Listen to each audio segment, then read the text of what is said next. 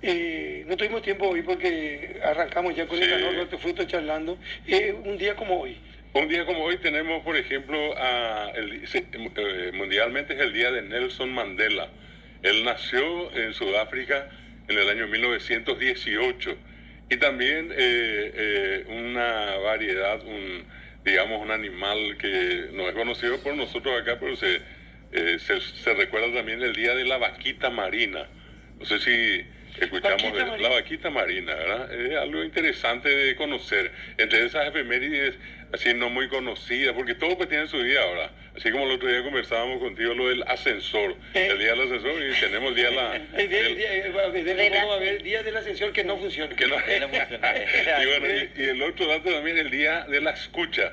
Esa es la vaquita. Sí, ahí está la famosa vaquita marina. Vaquita marina. Vaquita marina, sí. Otra idea. Yo pensé que...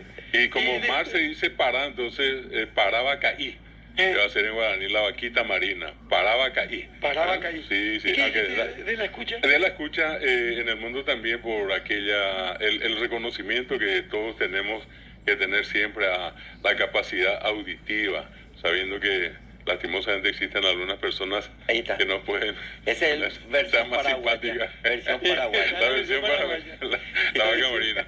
Y bueno, y le sumaría eso, lo del nacimiento de Nelson Mandela, te decía 1918, también el nacimiento de una periodista conocida que estuvo mucho tiempo en Ñandutí, Pepa Kostianowski, ¿cierto? En el año 1947, y el fallecimiento de un gran músico que fue director de orquesta, de bandas folclóricas, el profesor Cirilo Fretes, quien falleció en el año 2012, que también acá el doctor lo va a recordar, era el director de la banda Lisa del Colegio Nacional en ese momento, Cirilo Fretes Franco, de Guadambaré.